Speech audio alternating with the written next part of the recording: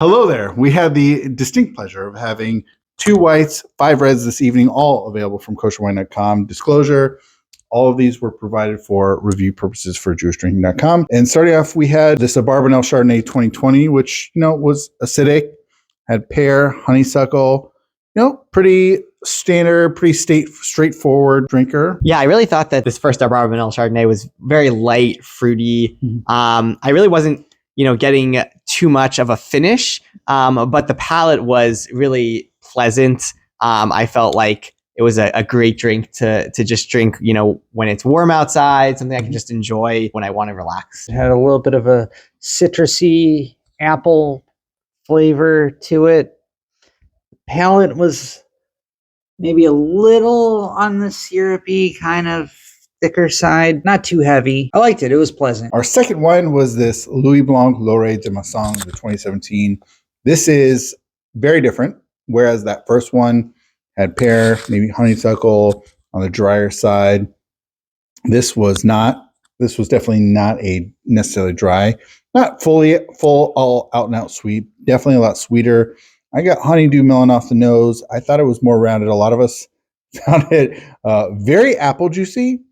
And also, there's some tanginess, some tartness, but it is such a crowd pleaser. I think for a wide variety of people, this is, definitely for white wine drinkers, but even for red wine drinkers, it definitely does not take itself too seriously and can be really incredible for the warmer months ahead of us. I thought this one was a lot more aromatic, right? It was sweeter. There were notes of fruit, not very dry. I think sweetness on the front end, but the back end, some of that sweetness dissipates. It was a really yummy wine, and I think, like you said, a crowd pleaser. I would say this one was very juicy. I think my kids might like it in their kiddish cup. Moving on to our third one, which we probably should have kept later for our drinking, was this Abarbanel Cabernet Sauvignon 2022, which I myself am drinking. I found it really jammy. Ultimately, it's an incredible value. This is definitely one of their top 3 for the evening here amongst this lineup. And it was such a good drinker, had some astringencies, had some dryness, but really some good dark fruits going on in there. This is really one of my favorite wines. I thought it was just very rich, dark, but it had just this otherworldly element to it that I really enjoyed. And I think the palate just really worked for me. From the initial pour all the way to the finish, it flowed. And I really got like the fruity notes, but yet they were darker and richer than what I would have expected from the initial pour. I got some of those stone fruits, some cherry, maybe some plum. It's dark, but not like overly sweet. There's a little bit, not a huge heavy aspect of some astringent dryness throughout, but it's a really well constructed balance. I was thinking balance. I think balance is a good word for it. Yeah, this is definitely one of the winners of our evening this evening. We also had the Casa di Cielo Pinot Noir 2021. This was strawberry, perhaps one of the lightest reds we had of this evening. There was definitely some lower like tannin feel on the palate. There was some later bitterness that came in, and actually one of the things I really enjoyed about this wine was like I feel like it had a good finish to it. Like it kind of lingered and had a little bit of like a fruity finish to it.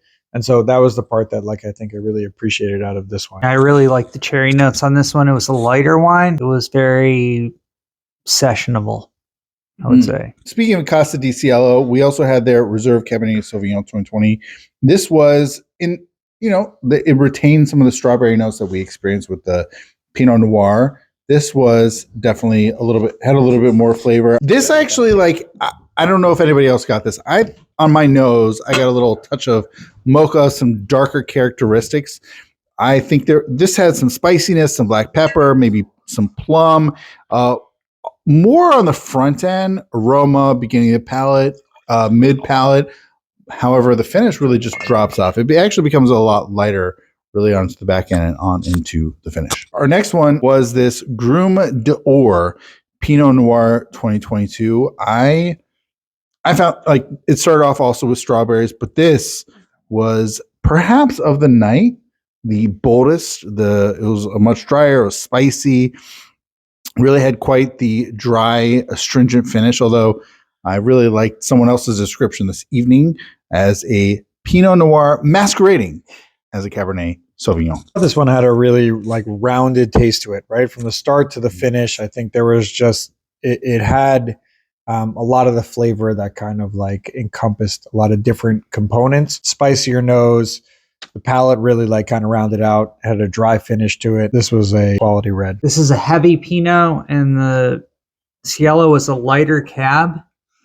And I don't like the heavy tannin wines, and this was kind of in that range that I like.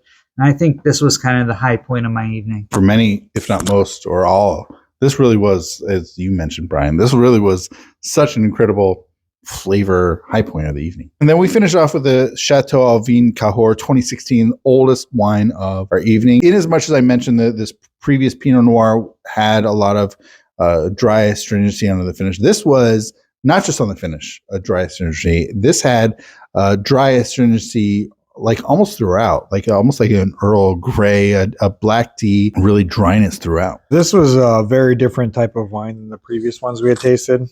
So this was like 100% Malbec. Just had a very different feel to it, very different taste to it. If you were pairing these wines together, this was a very good like kind of switch up. So thinking about like Pesach and having a lot of different types of wines, this was like a good mix to throw in with some of these other ones, because it was a very just different type of grape, different type of feel, and like a different taste to it. The clear winner, I think, was the Grume d'Or Pinot Noir, but people really enjoy the Château Alvignes Cahors, as well as the Abarbanel Cabernet Sauvignon, which I think people generally really appreciate as a great value buy.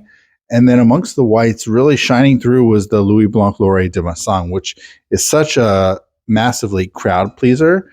And obviously, I can't ignore the upcoming aspect of Passover with a wide variety of guests. Wines abound. That really is where wines really shine, and that can be an incredible option to have on one's Passover table, or really throughout the duration of Passover. And with that, I want to wish everybody l'chaim. L'chaim. Woo! Cheers.